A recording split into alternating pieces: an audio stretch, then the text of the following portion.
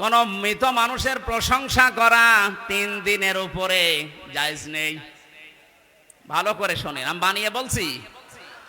যত আপনজন হোক, মারা গেলে 3 দিনের পরে আপনি আর শোক পালন করতে পারবেন না। 3 দিন পরে শোক পালন করা জায়েজ নেই কারো কেউ মারা গেলে। হ্যাঁ, বিধবা মহিলা স্বামী মারা গেলে সর্বোচ্চ 3 মাস 10 দিন বিবাহ ছাড়া থাকতে পারবে। আপনার কি আত্মীয় হয় গোপালগঞ্জের ওই লোক? কবে মারা গেছে এতদিন পর্যন্ত আপনার শোকই যায় না।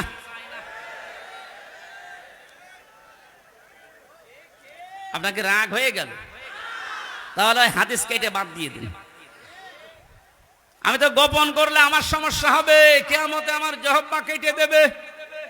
কথা বলুন। আমি আপনাকে বাঁচাতে চাচ্ছি, যেহেতু ইবাদত 1 দিন 2 দিন 5 দিন না। ওয়াবুদ রব্বাকা হাত্তা ইয়াতিয়াকাল ইয়াকিন, সূরা হিজরের 99 নম্বর আয়াত 14 নম্বর পারার 6 নম্বর পৃষ্ঠার 5 নম্বর লাইনে আছে। আল্লাহ বলেন ইবাদত করবা 2 দিন 5 দিন না, যতদিন মরণ না আসে ততদিন।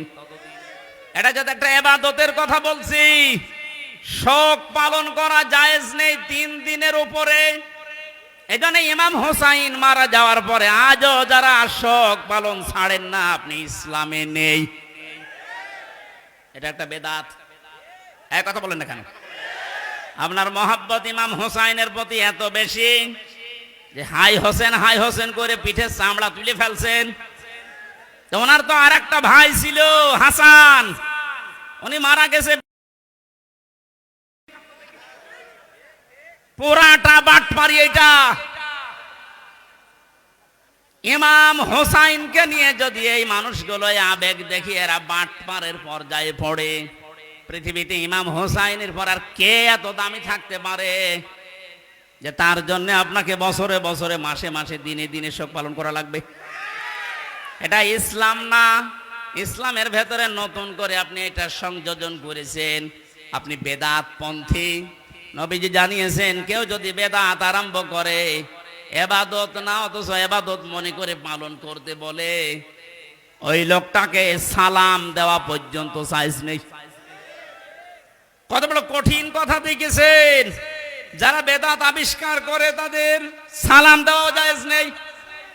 অথচ এমন হাদিস আমি কোনোদিন পড়িনি, পাইনি যে নামাজ পড়ে না তারে সালাম দেওয়া যাবে না। পেয়েছেন? কেউ পেয়েছেন? নেই।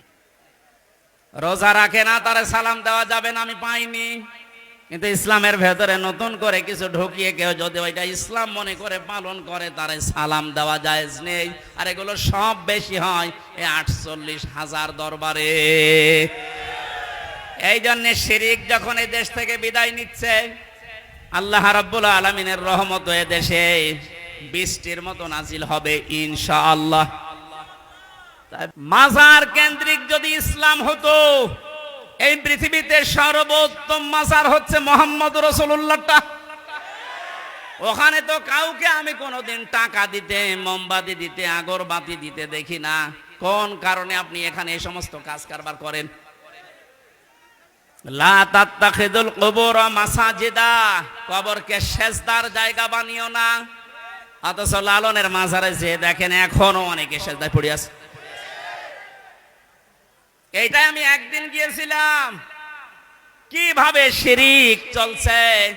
কোরআন দিয়ে হাদিস দিয়ে বললে বাংলাদেশে 48,000-এর মাজার একটাও টিকবে না।